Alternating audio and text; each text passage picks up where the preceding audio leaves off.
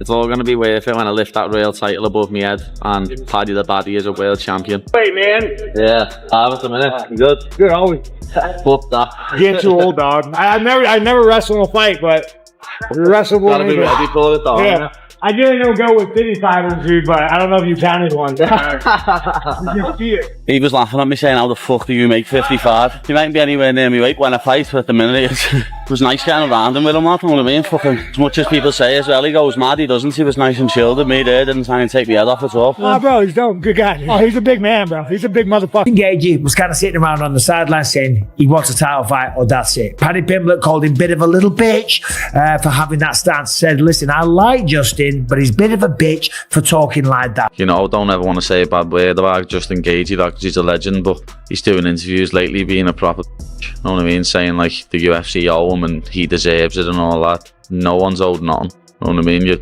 You fight for it. Well, now they get to settle it in the octagon. I did think that Paddy was kind of the front runner, certainly after he stepped into the octagon when Ilia Topuria knocked out Charles Oliveira. They had that back and forth. Ilia had the belts on, both belts on, pushes Paddy. It was a bit of an awkward moment. That fight looked destined to happen. And of course, for years now, Paddy Pimblett's been giving him shit, calling him the hand sanitizer boy and all that type of stuff, right? I don't understand you anything. Back in the flouty mouth, like what? Hand sanitizer boy! I hope they fight down the line because there's certainly a storyline built in, but this is a very, very tough competitive match. Arman. Like put a lot of clone the things and like everybody knows that's a bullshit and the next champion is here. Yeah. And thank you everybody for support. I really appreciate it.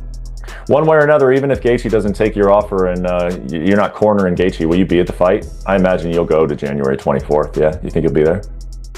I don't want to be there because I'm going to fight with somebody there. Because if I see Paddy, I would like to slap him. Not slap like slapping Ilia, but real Armenian slap, not like maybe this is Spanish slap, like when they put on the neck, that's the slap, I'll show him. The announcement of Paddy Pimblett facing Justin Gaethje for the interim lightweight title immediately split opinion across the MMA community.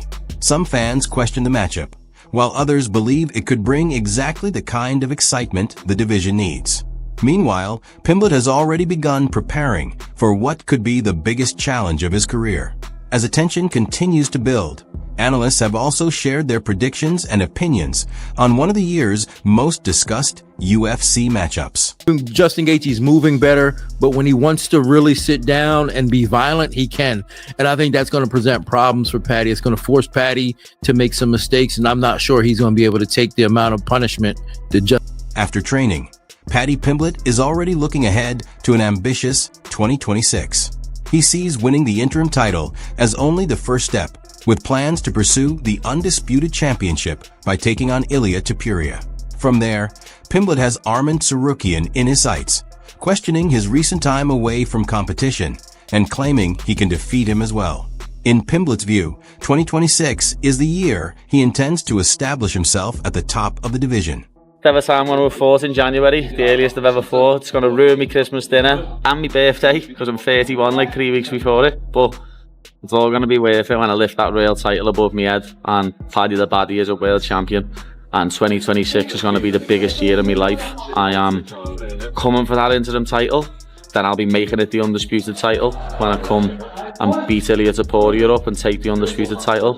And then little posh boy, if he manages to fight in that time, because he likes sitting out and saying he's got a sore back, if little posh boy fights in that time and keeps his ranking, I'll punch his head in as well. Dana White has raised the stakes by confirming that the winner of the Pimblett-Gaethje interim title fight will immediately move on to face Ilia Topuria for the championship.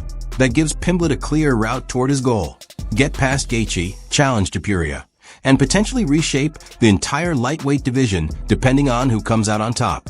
Obviously, you just saw Gaethje versus Paddy Pimblett for the interim title.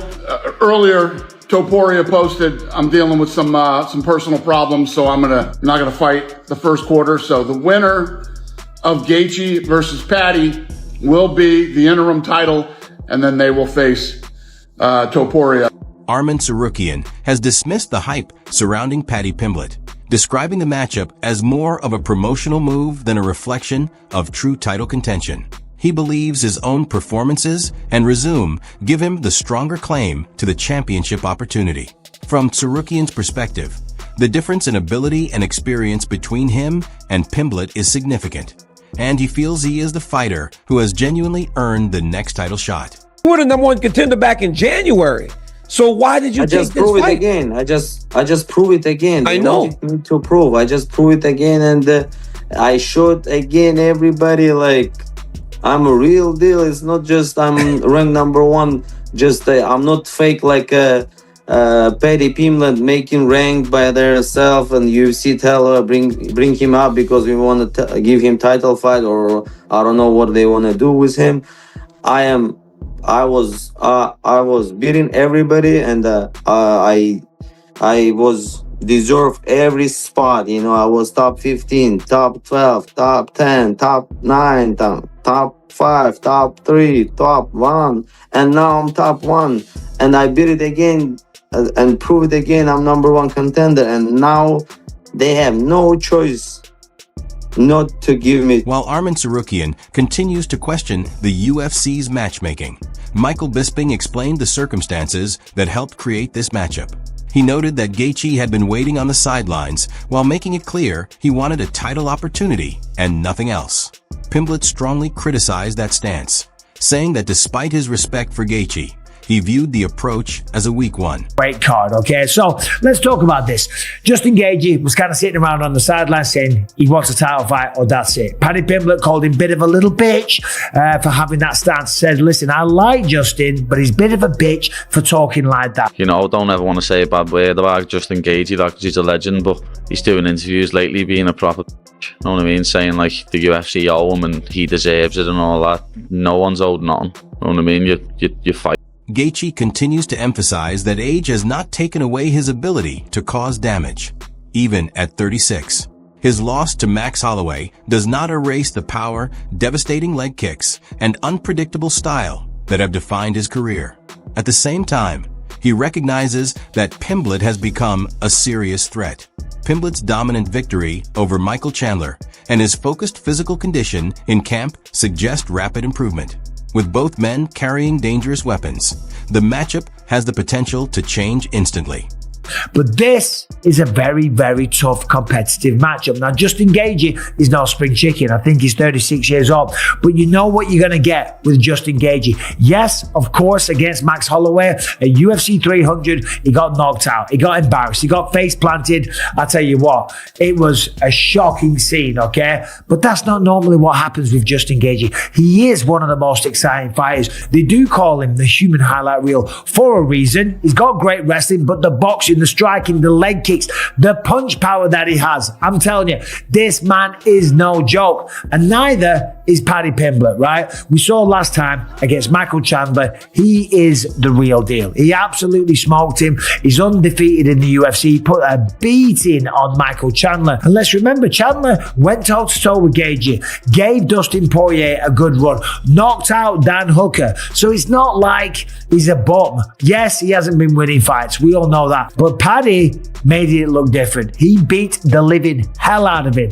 Simple as that. And I knew he had something coming up because last week when I saw him in Qatar, the man was playing paddle, right? Like a paddler, bro. He had his shirt off in the sun. He was glistening. He had the six-pack. He looked great. We all call him Paddy the Fatty, right? Well, he isn't fat right now. The man looked to be. As questions continue over whether this is the right matchup, Dan Thomas is backing Justin Gaethje to win. He acknowledges that Pimblett is clever, durable, and capable of competing with high-level opponents, but believes Gaethje's constant pressure presents a different kind of challenge. In Thomas's view, Pimblett may struggle to handle that pace and intensity if he cannot consistently use his wrestling. Ultimately, he sees Gaethje's combination of power and relentless pressure as the deciding factors. Who are you leaning towards in Gaethje versus Paddy? I'm leaning towards Gaethje for sure. Yeah? I think absolutely. I mean, just, you know, Gaethje he's still a banger, man. And it's some like Paddy's crafty. Paddy's really crafty. And he's shown that he can withstand certain things and he can hang around with certain guys. But I just think, you know, when when Justin Gaethje gets rolling downhill and the amount of violence, and he's able to catch up to people, like you can try to be crafty as you possibly can with Justin Gaethje, but eventually he's going to catch up to you and you got to stand up and fight him. Max Holloway was able to do that. Like Max Holloway was, he was obviously doing very well, but then when he sat down on his punches, I mean, we saw what happened. So I'm not sure that Paddy Pimblett has the ability to do that, and I'm pretty sure Paddy Pimblett can't take Gaethje down. So Meanwhile, the MMA analyst has reacted to the unusual matchmaking with disbelief. He sees Gaethje versus Pimblett for the UFC 324 interim lightweight title as an unexpected choice, particularly with Arman Tsarukyan questioning the decision.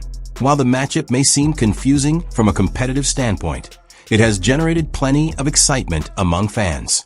With Topuria temporarily away, the winner will earn the opportunity to challenge him next.